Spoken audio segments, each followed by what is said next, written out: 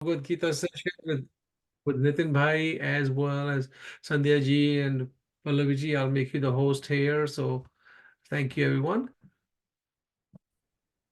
Go ahead. Radhe Radhe. Thank you, Sunil ji, and thank you, Prakash ji, for such a wonderful session. Radhe Radhe. Good morning, good evening, everyone. Welcome to Daily Wisdom from Bhagavad Gita session. Prakash Bhai, can you do me a favor? I accidentally made you the host. Can you make Pallavi ji a host, please? I'm sorry. No worries. Thank you. Over to you, Nitin ji. Thank you, Pallavi ji. Thank you, Prakash ji and Sunil for a wonderful session, like always. So, Radhe Radhe, good morning, good evening, everyone. Welcome to today's edition of Daily Wisdom from Bhagavad Gita. So, today is Wednesday, so we will continue on we'll have a concluding session on 5.11 today. And then we have a spiritual cash-up segment that is coming up as well. So let me share my screen and we will get started with our opening prayers like we always do. So let me share.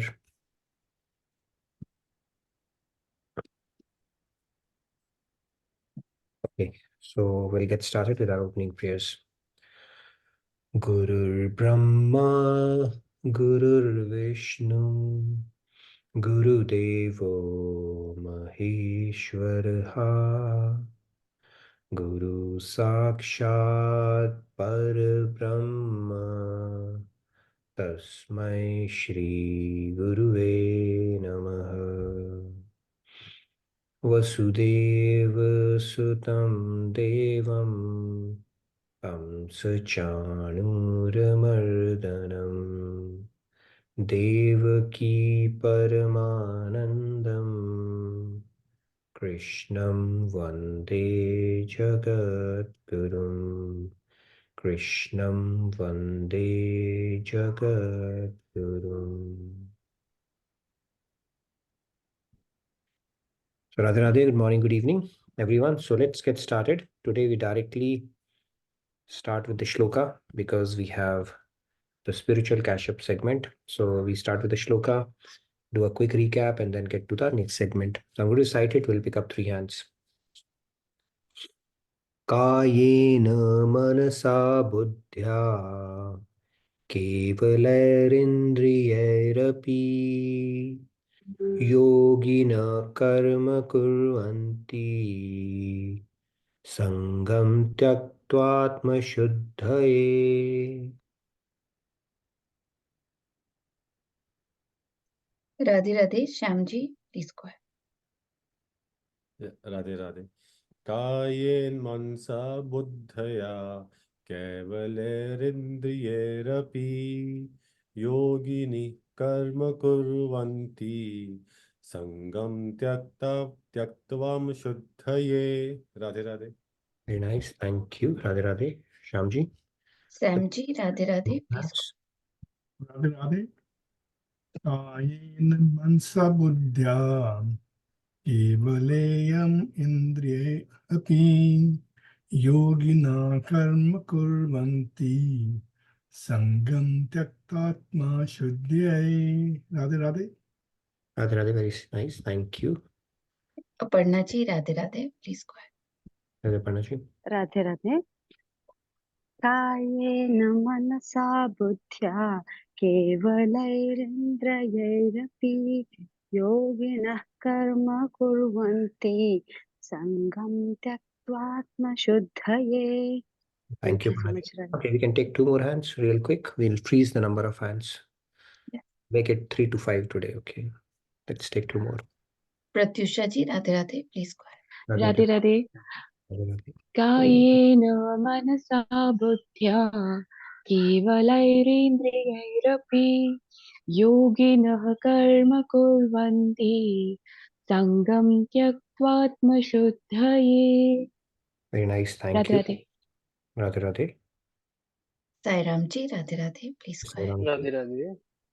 कायेन मनसा बुद्ध्या केवलैरिन्द्रियैरपि योगिनः कर्म कुर्वन्ति सङ्गं त्यक्त्वा शुद्धये. Very nice. Thank you, Sairamji. So let's get started. In this shloka, Lord Krishna is saying the yogis, while giving up attachment, perform actions with their body, senses, mind, and intellect only for the purpose of self-purification. And we have had a good in-depth discussion on how we can use the drivers for any action that we perform towards our purification. In normal circumstances, we are performing acts while tainting our mind with more colors of Maya. And then if we change or tweak or adjust that, towards God, then that can purify it. So we'll continue on that today. And today we will talk about how we can, yesterday we spoke about how we can engage our, basically the seva aspect, how it enables us to purify our mind senses as well. Previously, we had spoken about the drivers, different drivers that we have to perform any activity or work or action in this world that we can utilize towards self-purification. Today, we will continue on that topic and talk about, I think, the bhakti aspect of it, how it can be utilized to what are the different ways we can do that. And we'll talk about Navada Bhakti today to purify our senses, mind, and intellect. And we'll have a bit of a discussion around that as well. So let me get started. We'll do a quick recap. So yesterday we spoke about the seva aspect of it. When we offer our seva, that is a great way to purify ourselves, right? It's an opportunity, it's a privilege actually to do that, because when we are doing seva, it is something related to more than for yourself. That itself becomes selfless, right? And at that point, it is something that comes our way with a great it's a great fortune to have it come our way. In fact, it is said that in seva mein hi hai meva, and seva is the fruit of your sadhana. Seva doesn't come just like that, because when if the seva comes our way, that means now God and Guru have decided to grace us further, and that's a sure shot way to free up God and Guru's hand to get graced even further. And it's actually a privilege, it's not something, and it's done like we spoke about the example of Lord Ram, giving opportunities to so many, the monkey sena and the Vanar sena and Bhil and everybody, to build that bridge, including a squirrel as well, so for their purification. It's not that the bridge would not have been built and Ravan would not have, they would never have been able to reach Lanka. That was just an opportunity to provide to souls like us to purify themselves. And that is where even our Guru, they take on endeavors and create sevas for us. If you look at it, so many sevas, in the temple that is created, it's a platform for us to do, say, different sevas. Otherwise, what will happen? The time will fill its space. We'll continue to do regular mundane stuff, meeting people, gossiping around, doing potlucks, watching movies and all that regular stuff. But now, because this platform is created, throughout the year there is some kind of a divine stress. Okay, now we have to do this planning, that planning, do this work. Now this is coming up, we have to come up with script, some choreography is going to happen, something is going on, right? So it becomes a vessel to our time, and it's an opportunity to purify ourselves, because now our time is getting utilized towards some activity which is directly or indirectly related to the seva of God. And similarly, the university project that Swamiji has taken up, right, it is going to get built, but if we in the process utilize this opportunity to purify ourselves, that's the best gift we can give ourselves. So let's build on that now. Seva is there. And Seva has a particular standing in this, even if after, like, if you think about our constitutional position, like Chaitanya Mahaprabhu had said that Jiver Swarup Hoy Nitya Krishna Das. So if we are Das, end of the day, we only have to render service. Even after God realization, we have to do Seva. So why not build those sanskars now only? Right? And if end goal is to do seva, why not start doing it right now? And then we don't even care about our destination, right? Let's make the journey so beautiful that that destination syndrome becomes insignificant at that point. Now let's move on to talk about another what concept are we talking about? Okay, what did Mama Con ask Baby Con? Mama Con asked Baby Con. Does anybody know? Okay, I see a hand. Yes, Cash, go ahead. Go ahead, please. Where's popcorn? There are no such jokes which you are not aware of. Huh? Yes, where is popcorn? So we are going to talk about popcorn, okay? Popcorn on this part. Popcorn means Okay, I shouldn't say it's a patriarchal society, so I shouldn't say that, but I'll take the liberty to talk about the popcorn on the path of spirituality, which is bhakti. Okay, without bhakti, everything else is missing. So popcorn is bhakti, and that's what we're going to talk about here. Um, Navada Bhakti, the 9 ways of connecting with God. I think that is one of the questions that came up. What is Navada Bhakti? We'll talk a little bit about it and distill the essence out of it and have a bit of a discussion around it as well. Why? Because now we will talk about engaging our senses. See, the topic is how do we purify? Yogis utilize their mind, body, senses towards the purification. And this bhakti, we are going to talk about how we can enable our mind, body, intellect, senses towards purification process. And Navada Bhakti is a ninefold devotion, which is spoken about in our scriptures, which can enable that. So what is it? Let's talk about it. The first one is hearing about God, Shravan. So when we hear about God and God's leelas, it is very, very purifying. That is one form of bhakti. We go to a Bhagavatam part, or we are listening to a Sundarkand, or we are listening to Ramayan. This is a form of devotion as well, and it is very purifying, okay, for our soul. This is the first one. The second one is called chanting his name and glory, Kirtan. Okay, Shravan, Kirtan, like you say Radhe Radhe, Sitaram, Om Namah Shivaya, Hare Rama, Hare Krishna. Chanting is very, very, very powerful. Okay, if you can actually start filling spaces in your day with chanting and God's names, that itself could be very, very powerful practice. We did that challenge, right, when we started this session for a week, and hopefully we have continued since then, not limited to those 10 days that we started it with, but it is a very, very powerful practice. Now, so chanting his name and glory, and when we speak about his glories and chant his name, that is also a form of devotion. There's a second. Then what else is there? Remembering him, smaran. When we are remembering God, that is a very powerful practice, very, very purifying practice. Why? Because now you're taking your mind to something which is all pure. And when you take your mind to something which is all pure, that dirty old cloth that we spoke about start getting cleansed. It's like applying soap and detergent to that cloth at that point, because you are not tainting it with any colors of Maya, which could be sattvic, rajasic, or tamasic, right? So this is a very powerful practice.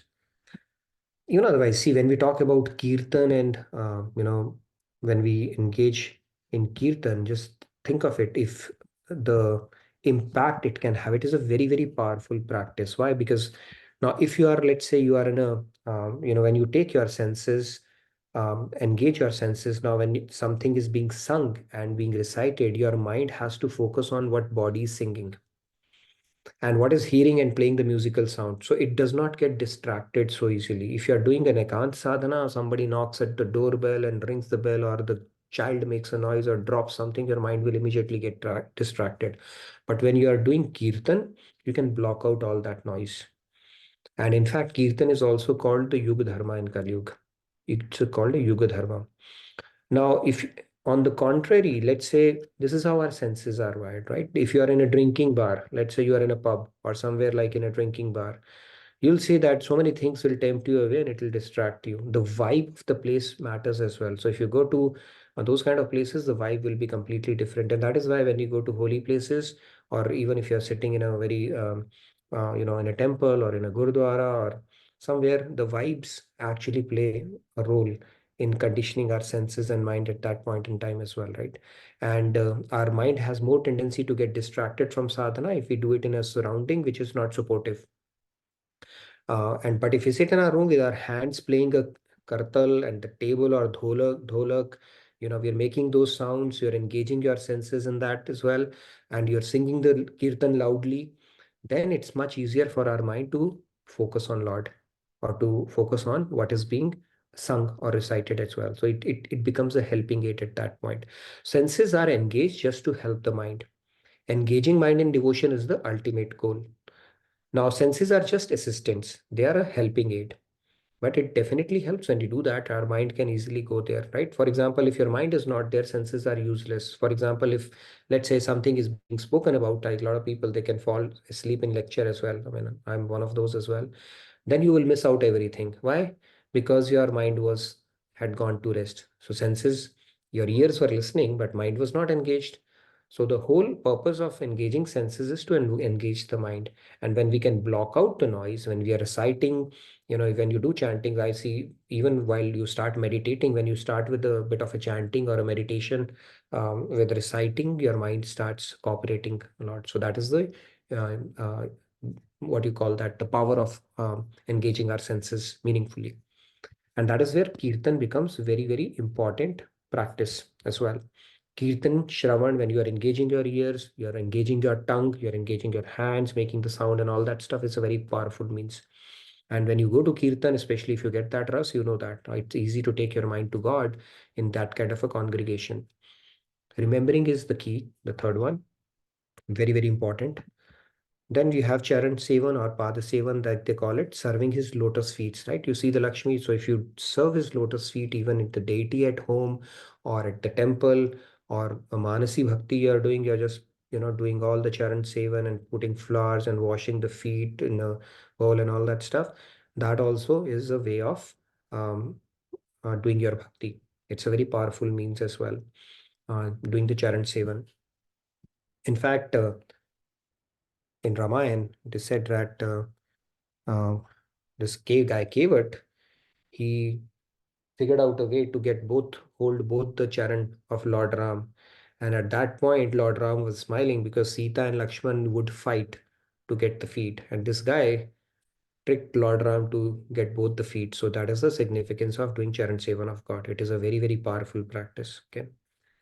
Now, worshipping him as per the scriptures, archana, like you do, as per the rules, they'll say, right? Reciting the mantras and stuff like that, as per the injunctions of the scriptures, that is also, and then you do the puja and arti, engaging your mind there. This is also very powerful practice.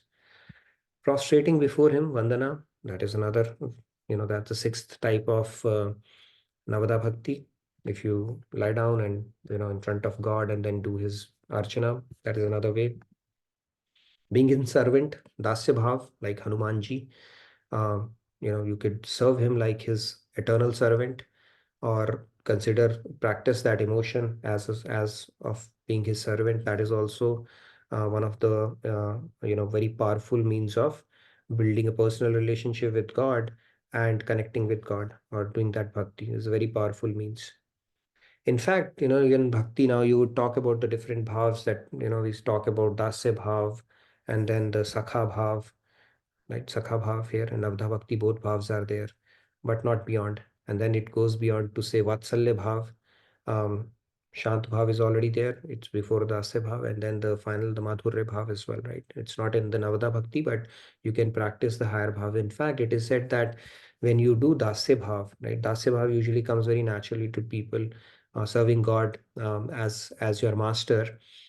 Then, as it is said theoretically, okay, this is what I've heard Swamiji talk about and say as well, that when your dasya bhav reach paripakvata or fructification, or the epitome or the peak, then you would realize that as a servant you can serve him best in madhurya bhav.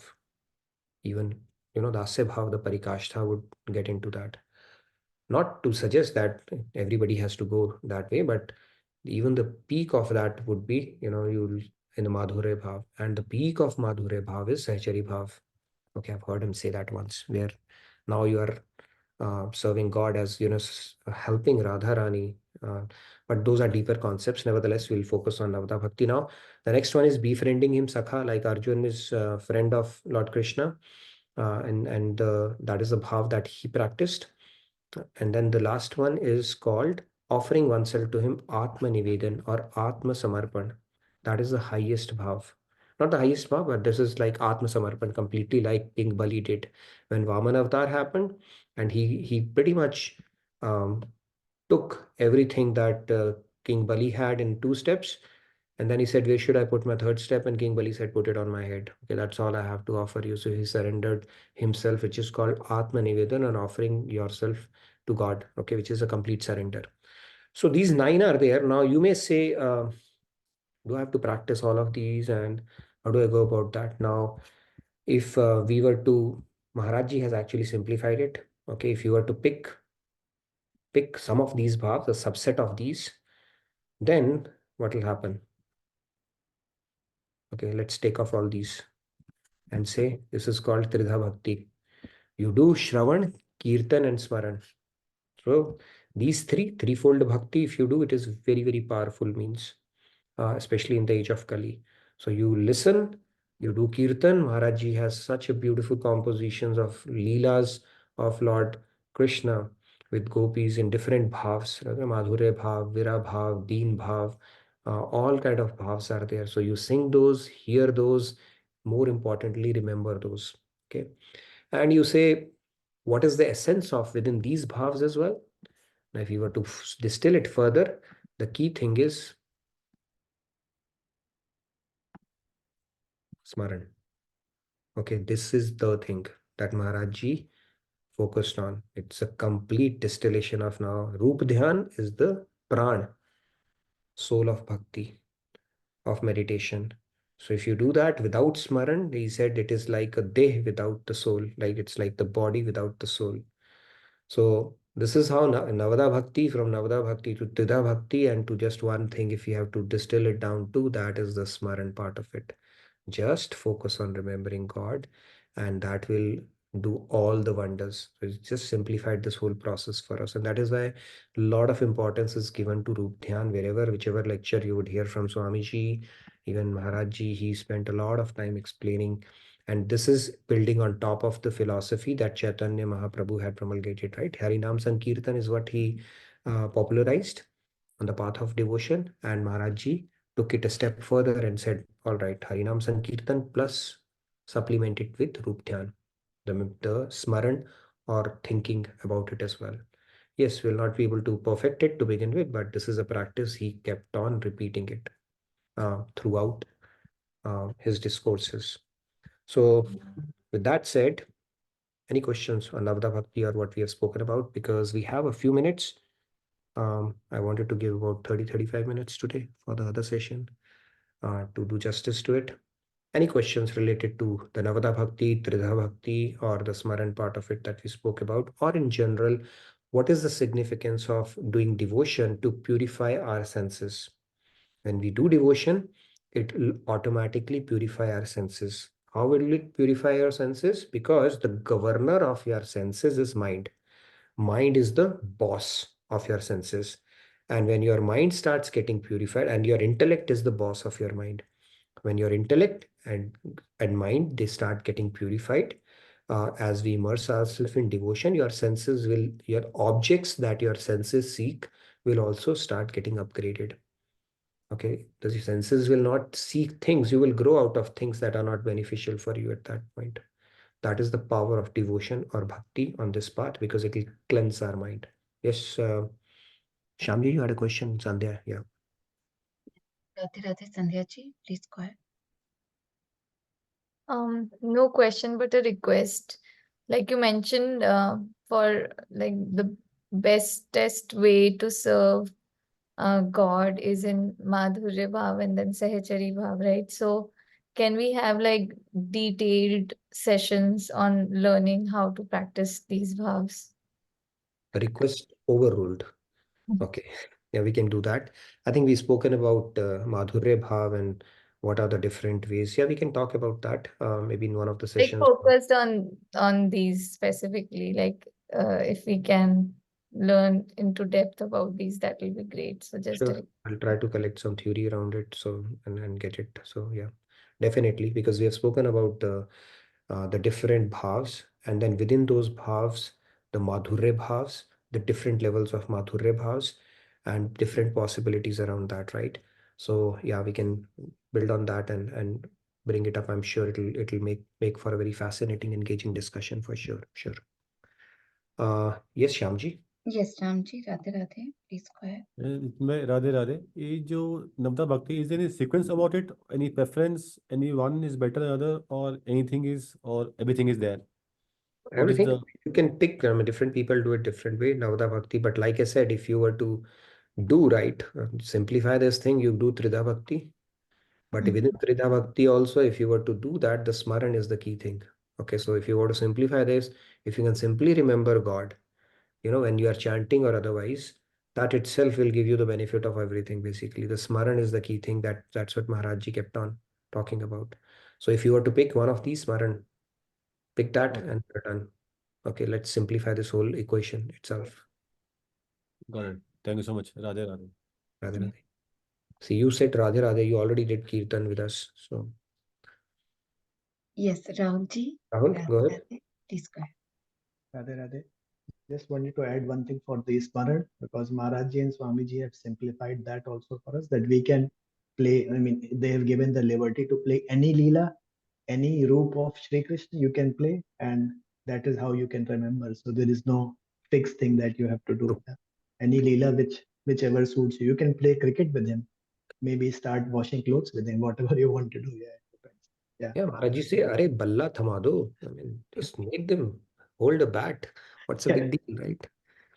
Yeah, sure. That's what I'm saying. If Krishna were to come in today's world, contemporary world, he would be probably a very cool dude, right? With gogs and stuff like that. He will not come in Pitambar. He'll say, "Oh, what's going on here?" So yeah, feel free. You can take liberty in whatever form you want to visualize Krishna, and the key is to take your mind to God, and that's the whole intent. And then what happens when we purify our mind? Nirmal man mohi suhave, right? In Ramayana, he says that Nirmal man is very, very appealing to God.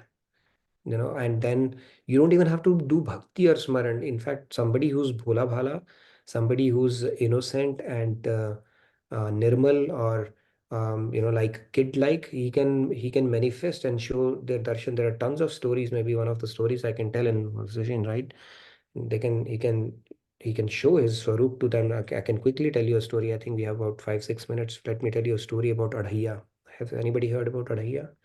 Adhaiya is like 2.5 adhai kilo, right? We say. So this guy used to eat adhai kilo food every day, and people named him Adhaiya. You pick up the nicknames, right? So they called him Adhaiya. I mean, he's a simple guy, simpleton guy. But who can afford 2 kilo atta for him every day, right? So he finally found an ashram where he could have a free hit in langar. I'm going to eat their food. So he goes there and he said, okay, I can do any work that you give me, but I need. But then they asked him why you're called Adaiya. He said, because I eat 2 kilo, 2.5 kgs of atta, roti every day. He said, yeah, sure. In our ashrams, we can make arrangement for that at 2.5, 5, 7.5, whatever you say. He said, fine. So he said, okay, what do I do? He said, okay, well, you need to go and graze cows in the forest. But before you graze, you have to give bhog to Thakurji. Thakurji doesn't eat. You have to give bhog and then you can eat. He said, sure enough. So he goes there and he goes with a 2 kilo atta, because God doesn't eat, right? I mean, he's going to give bhog and finally eat for himself. So he goes with 2.5 kg atta and other things along with that, to bangan sabzi or whatever he wanted to make. And then he sends the cows out for grazing and starts cooking it. And then he says, okay, Thakurji, can you please come now? It's time for me to eat as well. So let me give the bhog to you. And sure enough, Thakurji comes and Ram Bhagwan comes in his full Dhanushman and everything. He said, all right, offer it to me. He said, anyway, I'll offer it to you, but you don't eat it. So here is it. And then he's closing his eyes and watching it a little bit, if he's eating or not eating. And Ram and God, he has fun. God has fun with his devotees too, right? He was a simpleton guy. He ate all of it.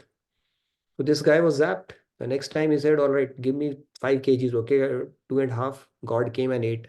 So these guy did not trust him. He said, nevertheless, never mind. Okay, we don't have any dearth of atta, so let's give him 5 kgs. So he gave him 5 kgs. The next time Ram Bhagwan, he said, okay, Thakurji come. And this time Ram Bhagwan ji comes and he brings Sita along as well. And both of them, then Sita Mata and both of them. And when he's offered it to them, 2.5 kgs, both of them ate. So this guy was like, okay, what am I going to eat now? The next time he said, okay, give me 7.5 kgs. 7.5 kgs he brings. And then he says, all right, Thakurji come. To Ram Bhagwan Sita, and he brings Lakshman also along. So he's like, what's going on here? And then all three of them sat down. Ram Bhagwan told Lakshman, don't, you have temper issues, but this is a very simple guy. Okay, so control your temper here. So all three eat everything. Now this guy said, can you give me a list of your family members so that I can proactively plan for it? But God just smiled. So next time he tries to be smart, he said, all right, give me 5 kgs extra. Because here every time he brings one person extra. So this time I'll have some reserve for myself. So this time he gets 7.5, 12.5 kgs. And when he opens his eyes, calls Thakurji, he brings 2 more people. Okay. And he said, who are these? He said, Bharat and Shatrughan. So he eats everything there. Okay. And this guy comes, he said, he keeps on bringing. To next day, I'm going to do something. He said, fill up 20 kgs of atta. And today I'll be covered. So 20 kgs he brings and he goes there and he says, Thakurji, can you come? Thakurji sure enough comes with his entire family. He said, every day you come, you have got a wife, you've got a brother, you've got such a big family. Why don't you cook today for a change? Okay, so he tells them to cook. And sure enough, Sita Maiya starts cooking. She's weeping, not weeping, but shedding tears of love as well as, the dhua is coming, but she prepares a nice meal. And this guy rushes back to tell his Guruji in the ashram that, I've called the entire family who has been troubling me. Why don't you come here, there as well? So he accompanies him and sees the entire Ram Darbar is there. Okay, and then God actually manifests. The point here is this guy never did any Navada Bhakti. He did not do anything. He was very simpleton. And God, we don't know when God can get impressed with whom.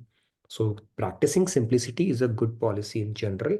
But if we do this bhakti, we will regain the simplicity that we always had when we were born on this earth. So that is the beauty of doing bhakti. We are become nirmal and then God will anyway grace us. So I just thought I will tell you a quick story around it. Yes, anybody who has any hand before we can move on? Nitinji, can I read a question from the chat? Sure. Yeah. So Pratyusha ji has asked a very interesting question, that watching devotional serial, I believe that's what she meant by serial. So watching devotional serial comes under Manan or not? Is it ready-made visualization? That's fine, but as long as you don't get attached to the actors themselves, because if the actors you see in a different role, then your bhav might change. But yeah, it's a good thing, enjoying God's leelas. These days you can enjoy it through YouTube, through channel, through serial, so many ways. And that's, you're immersing yourself in the leelas, which is a good thing, I would say. But what happens is if you get attached to the actors, then you see actors in a different role, then your bhav can get, that's a risk, a little bit of a risk. But yeah, engaging yourself in the leela is always a good thing. Okay, 9:35, we are closing in on that. So Girishji, maybe one more question and then we move on to our next segment where you'll get some practical tools and maybe possibly a framework as well today. Yes, Girishji. Yes, Radhe Radhe. Girishji, please go ahead. Radhe Radhe, a few things I would like to share quickly if I go with high speed. Sorry. So one thing you mentioned about actor playing the role and practical implication of God's leelas in day-to-day life. There was a TV series with the Buddha and the actor who played that role, lead actor. There was a TV serial. He also played a role. It was called as Neeli Chhatriwale. I don't know if you guys saw that. And it was every day that person used to call Shiva and talking to him about the practical issues that he was facing and getting guidance from him. So it was a pretty good serial on that. Other thing is about the two aspects of bhakti. One is about the importance of the kirtan. So with the research, they have found out even the plants have effects on the kirtan, and it benefits on their growth and their productivity as well. Very true. In fact, I think there's a Japanese scientist who had carried out an experiment when you put it some chantings like Om or something like that. Even the molecules of water, they started aligning, getting polarized, which were distorted earlier. So yeah, there's a lot of scientific study that has been carried out on this stuff as well. But thank you, Girishi, for that. Now let's move on to our next segment. Over to you, Kash.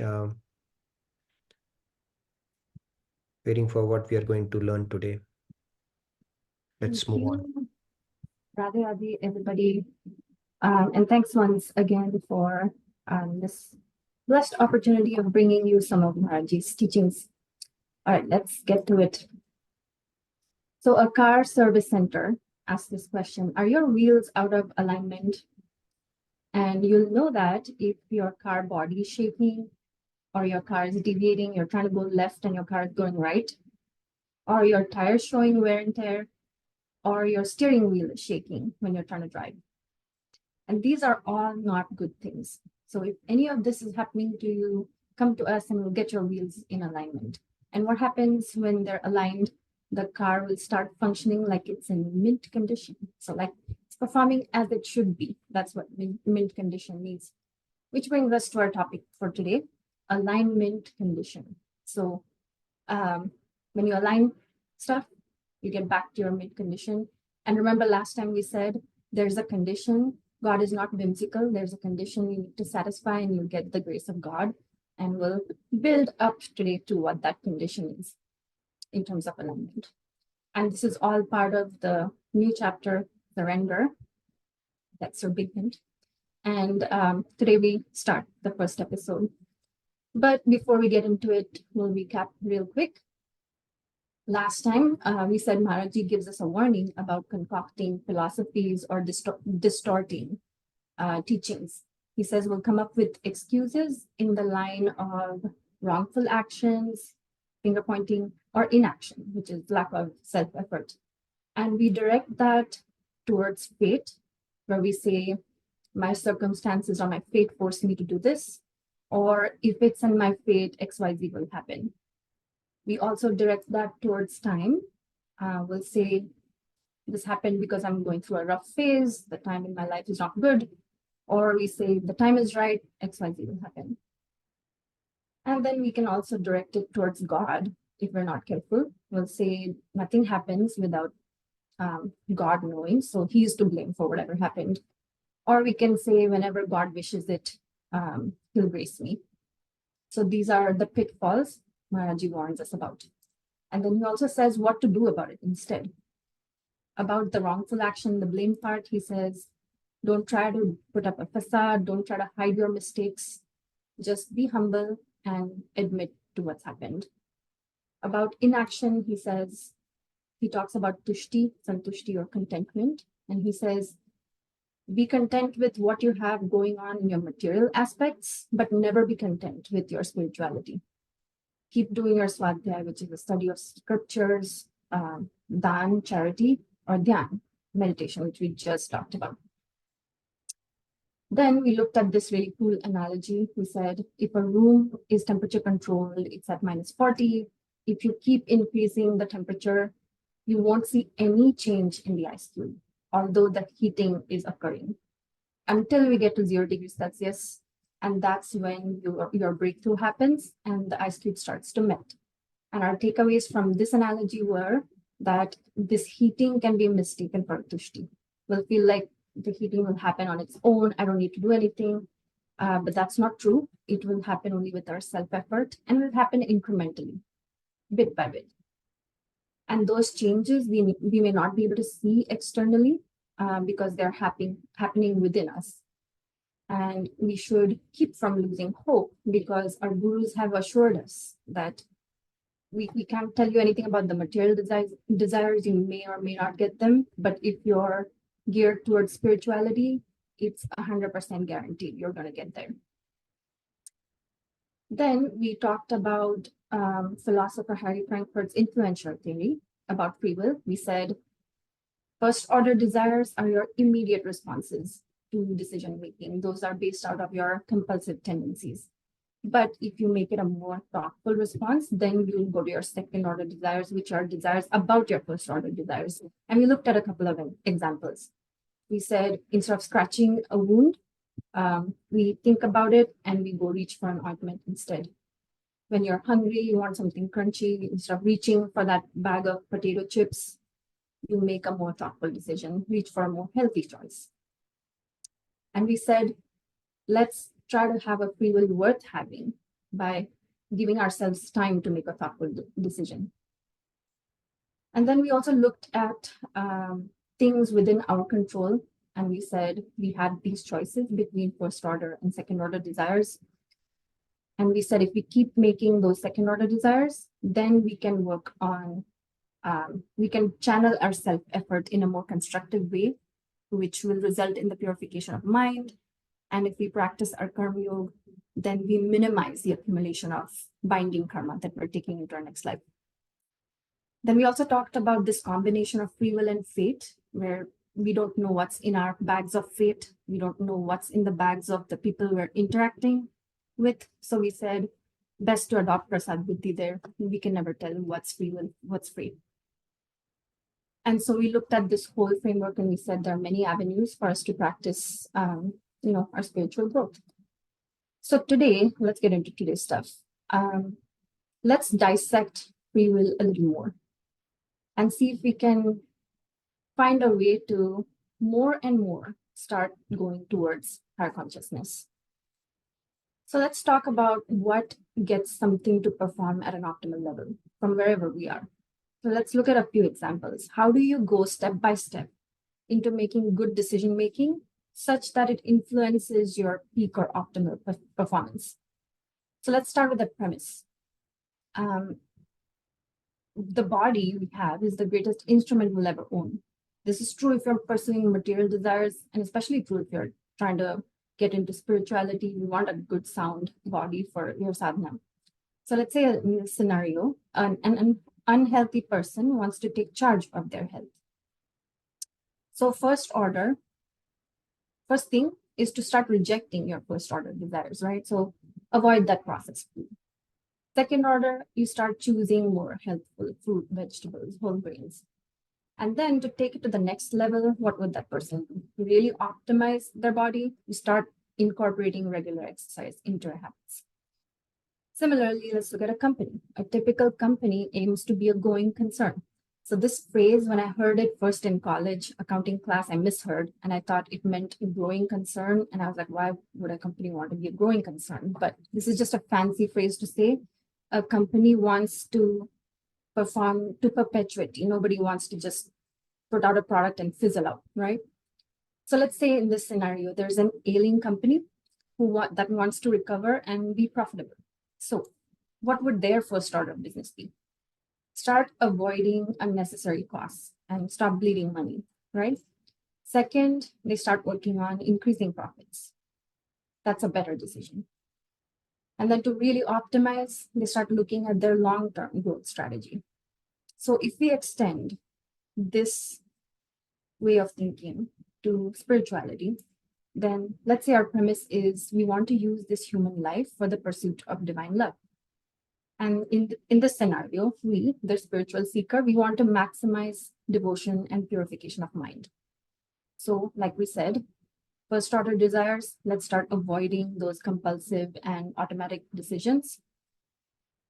Second order, we want to make intentional effort to choose good over pleasant. And then to optimize, we start aligning our will with God's will, right? For a minute, let's focus on what do we mean by choose good over pleasant. So last time we talked about the kids' Bhagavad Gita class, and I actually did cover this just a few days ago with them. So I've borrowed slides from there, and they give examples work just as well for us. So let's say this axis is time, and we're thinking short-term and long-term. And this axis will show the pleasure that we receive from something. And this child has a quiz, but instead of studying, this child decides to play video games. So in the short term, it's fun, right? The pleasure is high. But over long term, because this child didn't study, didn't have a very good result, didn't get good grades, and got a consequence from parents. So this child chose what was pleasant instead of what was good. And so this pleasure that he received short term kept decreasing over time. And this is called priyas, choosing what's pleasant. On the flip side of that decision, same scenario, there's a quiz tomorrow, but this child, instead of playing video games that he really wants to do, he's studying. So short term, he's sitting there thinking, all my friends are playing and I have to sit here and study. It's not fair. So he's not happy. But long term, he studied for the quiz, got good grades, parents are happy. So that pleasure is increasing over time because he chose what's good for him instead of what's pleasant.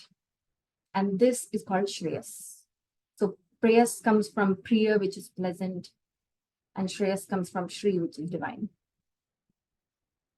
So let's do some analysis on how we can align our decisions to higher consciousness. So let's say this axis shows our consciousness, and we're trying to go from wherever we are, we're trying to go into higher consciousness, right?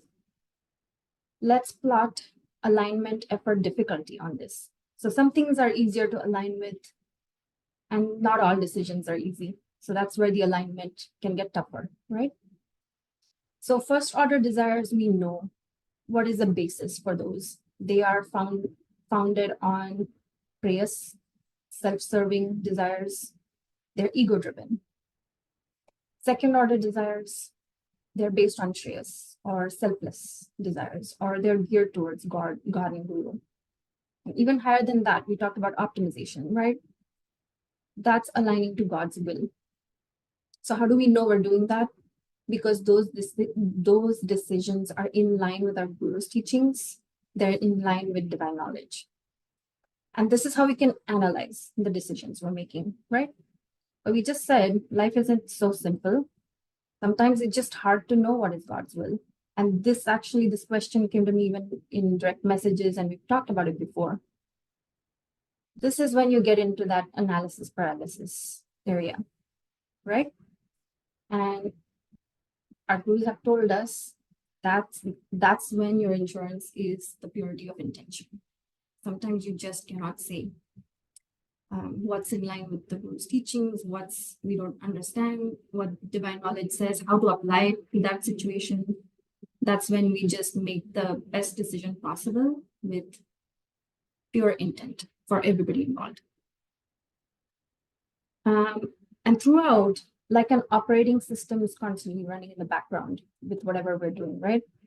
There is this saying, "Meri chahi mat karo, main vivek agyan, teri chahi mein prabhu hai mera kalyan." So let your will flow through my intentions, thoughts, words, and actions.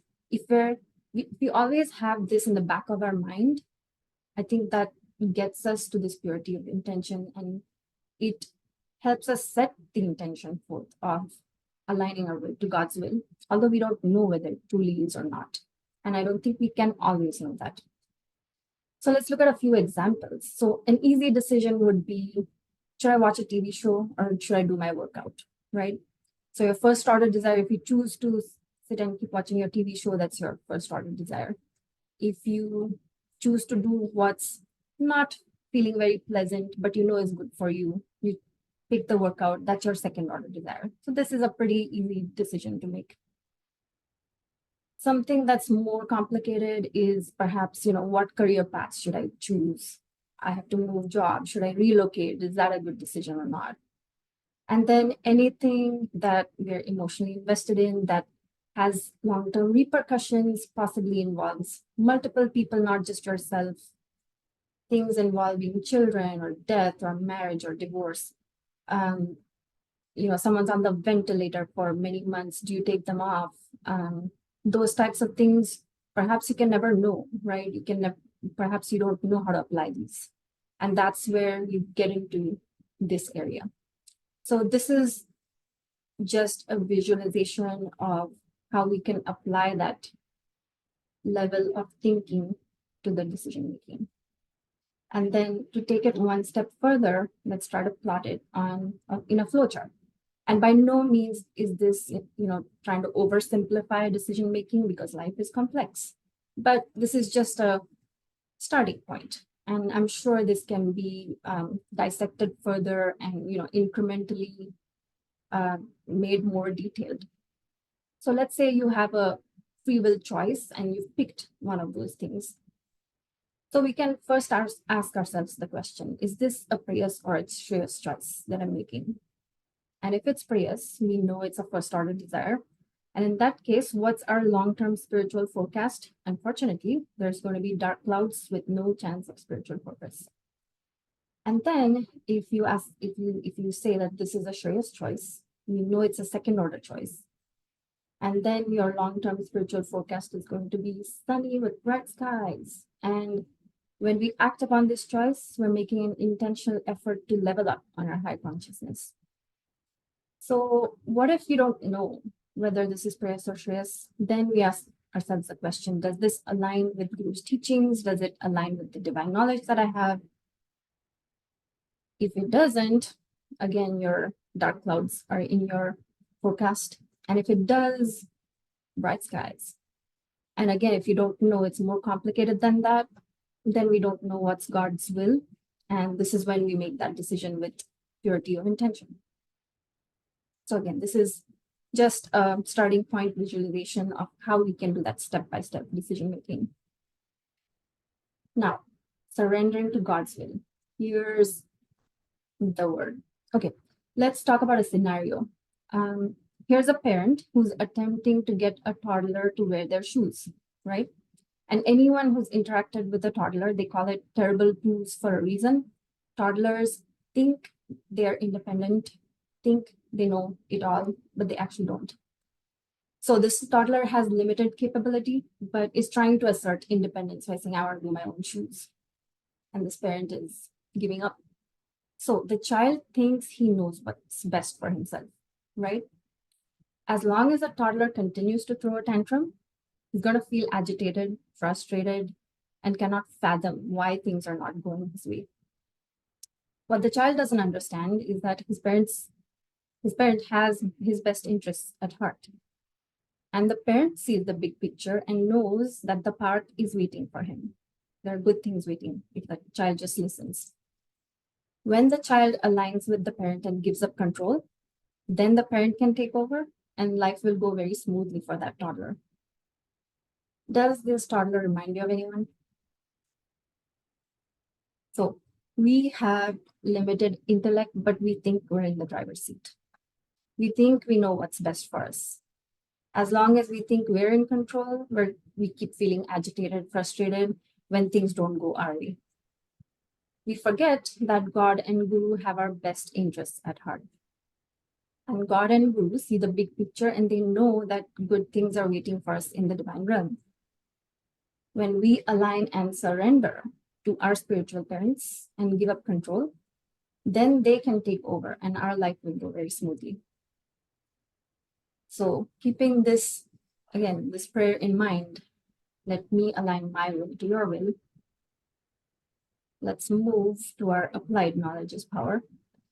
So Maharaji says, as long as we suffer from the ego of being doers, we will remain bound by the fruits of our actions because we will be considered the doers of our actions. The moment we feel the feeling of doership ends, we will become non-doers.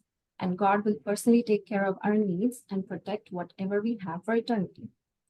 That's the term and condition we talked about last time. So I've left you with verbal punchlines. Last week I left you with a poetic punchline. Today it's going to be a visual punchline. So what we have is two lines, right? My will and God's will. So you have these two lines. What we need is a line named to God's will. So when we align and surrender to God's will. And that brings us to the end of today's segment.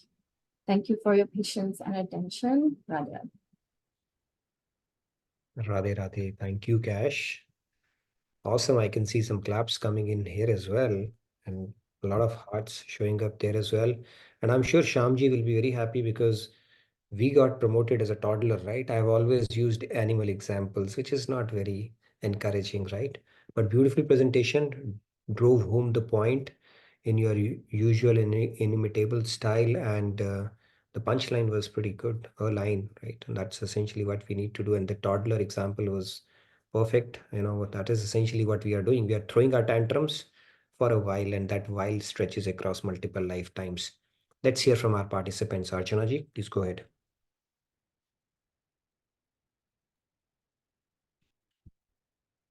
Radhe Radhe. Hi, Radhe Radhe. Thank you for sharing this. I have a question, and so I understand that if we are not able to make a decision, then we leave it and surrender to God. But in that case, also we are the one who have to take an action and make some decision. how do I know it is my decision or it is the will of God?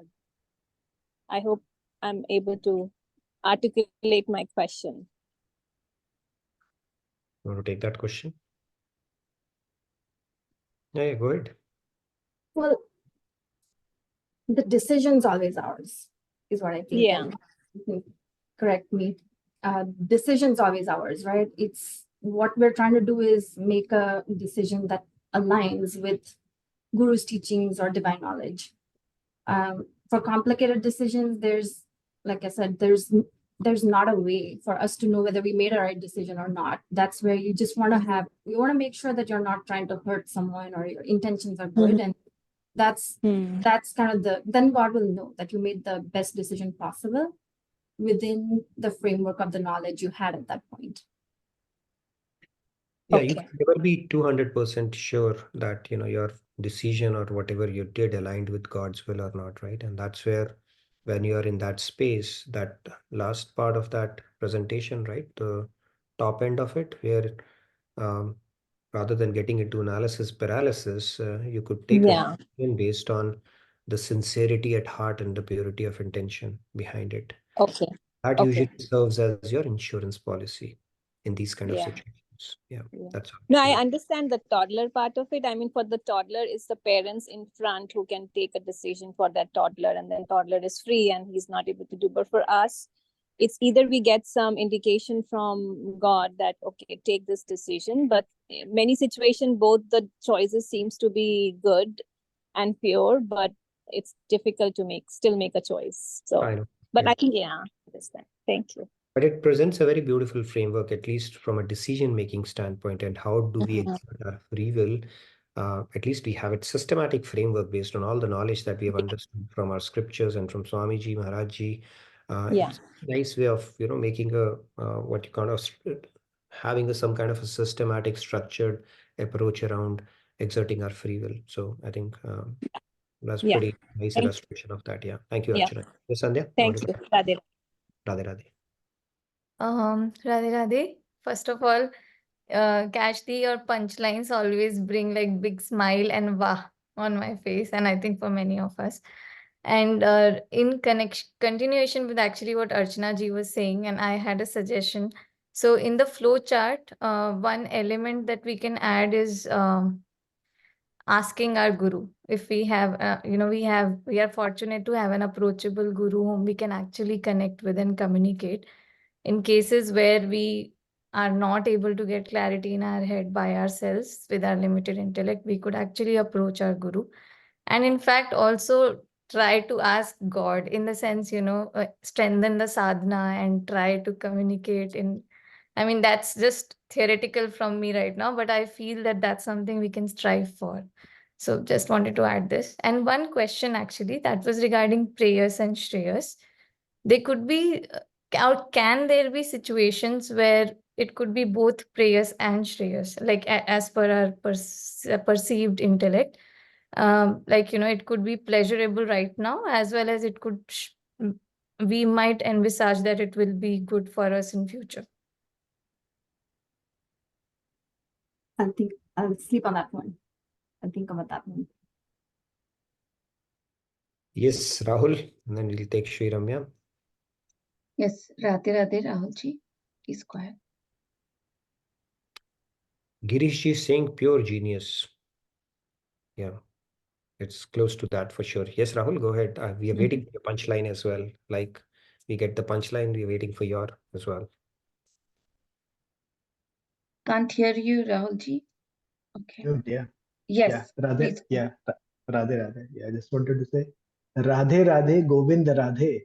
Free will flow chart and align के concepts की व्याख्या spiritual कैशअप से करवा दे. Yeah, very beautiful session. Yeah, Radhe Radhe. I hope you're paying close attention, and I'm sure a few questions will pop up in our quiz from this segment as well. Yes, Shri Ramya, go ahead. Shri Ramya, tomorrow we have your presentation coming. Go ahead, please. Yes, Shri Ramya, please go ahead. I'll take 2 minutes and two things. First thing is for Kashji. Apart from spiritual cash-up sessions, if you are taking how to make presentation sessions, I am in queue to join. And Second thing is, if I'm allowed to share, I wanted to share one small nugget which I came across outside about aligning our will to God's will. That is, I was thinking like, that means should I not desire only, or should I not will only, or what? But I came across this very beautiful statement. They said that no, we should have the will, we should take one step, and then we should know that God is not Amazon, that we make an order and He will deliver it to us and it will come to us. They said that we make a will, and then God may give it, may not give it, based us on our karma, based on what is good for us, based on what He is giving. Then we align our will accordingly. We fine tune our will, or we fine tune our desire. We ask Him again, and then He gives us accordingly. What I learned is, it's not that we don't take the step, we don't will at all, or we don't have that enthusiasm at all. At that same time, we should not expect that I have willed and God will deliver. God is not Amazon. I really like this statement, and something I wanted to share. Thank you. Thank you, Shiramya. In fact, it is said that the worst thing that God can do to us is to fulfill all our wishes, because we are anyway on a suicidal path.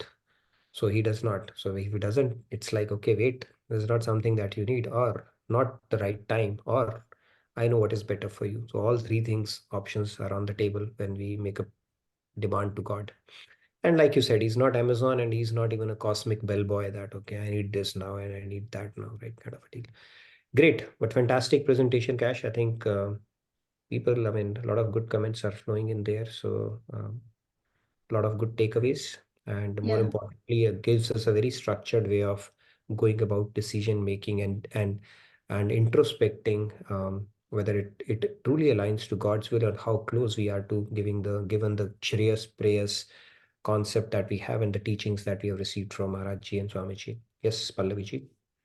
Yeah, Nitinji, there is a question regarding first order and the second order. As mentioned here, that is first order desire always prayers, and second order desire always shreyas, like intellect with right knowledge overpowering mind. So let me take that question real quick. Yeah. So first order desire is typically from your mind, right? Mind goes for easy things, and it's a conditioned state. Especially if you're in a conditioned state, it will go for something pleasurable. Mm-hmm. Now, if you've trained it enough, sure, your first order desire itself could be driven by your intellect, right? But that requires a lot of training of your mind. Typically, your mind will go for something which is easy, something which is pleasurable. They say, right, the biggest impediment of reaching the highest goal is a easier path to a lower goal. So mind will always go for easy things. It has that bias.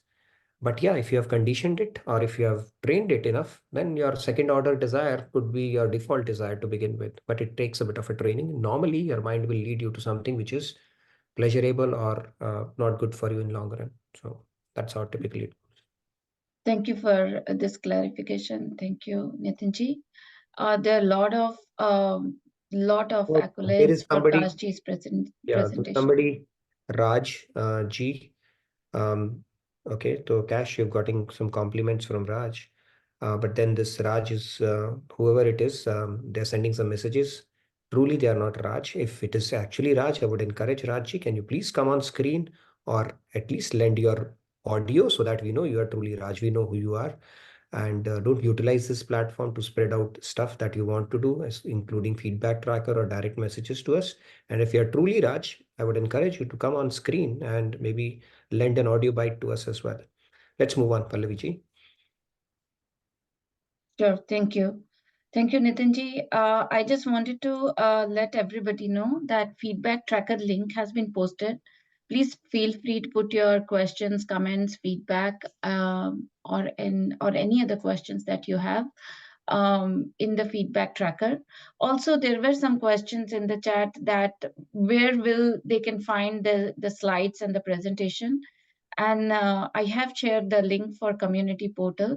And Kashji has also shared the information that all the presentation and the slides will be shared in the community portal for everyone. Thank you. And we have a Bhakti retreat, Kirtan retreat coming up with Swamiji from 19th to 21st. So it's going to be both online and in person. So look forward to that. And then we have a Fulogi Holi in Dallas, this Saturday, I believe. Saturday. Fulu Ki Holi is this Saturday.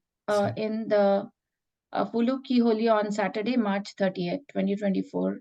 And get ready to celebrate Holi with Radha Krishna and Fulu Ki Holi. That Yes. sounds very exciting, very nice event. Please do not miss it. Nitinji, can I take a couple of minutes for quick Sure. announcements? Yeah. Yes, you can. So, And Rishma ji yes. has sent me a direct message. If you want your kids to be registered for the Bhagavad Gita classes, that is Cash takes, please fill out the feedback tracker, and I would patch you up with Cash so that you can coordinate from that point onwards. So you can just fill out the feedback tracker, and we'll help you with that. Yes, Pallavi ji, go ahead, please. Definitely, yes. And the quick announcement is about the Kirtan challenge. Yeah, please sing your favorite bhajan and record it and upload the video and post it on the social media or share it with everyone about the Bhakti retreat. And also there are other retreats which are coming up with the Swamiji, which is going to be in the month of May. And July will be the spiritual retreat, and then August. And we'll keep posting all the information about all the retreats time to time. And there is the first ever Bhakti retreat, Bhakti Kirtan retreat with Swamiji, April 19 to 21 in Dallas. So please do take opportunity of all these wonderful events. Thank you, Pallavi, for the awesome announcements that you made today. And tomorrow, by the way, we're going to have quiz. So I look forward to seeing you back in quiz, and we're going to have a presentation as well. So it's going to be an exciting session, and we'll do this quiz once in 2 weeks going forward. And our co-hosts are adequately trained to nip any intrusive behavior if it happens, which could happen, which has happened in some of our sessions, unfortunately, to tackle that. But we'll reintroduce our quizzes back. We'll not get deterred because of that. Once in 2 weeks, we'll do twice a month. It'll give us an opportunity to recap, revise our concepts in a fun and engaging way like we always do. Yes, Sandhya, you wanted to add something? Yeah, I just wanted to make a humble request regarding the retreat, Bhakti retreat. So we want everybody to attend it, of course, and also register. So it's free registration. So whether you're going to attend it online or offline, please register by now. Because it's just going to start in less than 3 weeks. So we need to know how many people are going to attend for making all the arrangements, both for online and offline. So definitely consider registering as soon as possible. Just filling up the forms, right? Nothing else. So please do that. Yeah. Okay, thanks for the reminder. I know we are over time today, so we'll probably have to cut short our devotional segment, but it was worth spending that extra time. And thank you again for the beautiful presentation, Ash. You wanted to say something, Pallavi ji? Please do fill out the feedback tracker as well. Yeah, yes. No, I'm all set, Nitinji. Okay, wonderful. Thank you, everybody. Again, Radhe Radhe, good night, good day from my side. And I look forward to seeing you tomorrow as well in our quiz session, plus the wonderful presentation that has been planned as well. So thank you again. Radhe Radhe, good night, good day from my side. Thank you, Nitinji, for such another awesome session. Stay blessed, everyone. Thank you, everyone. Bye.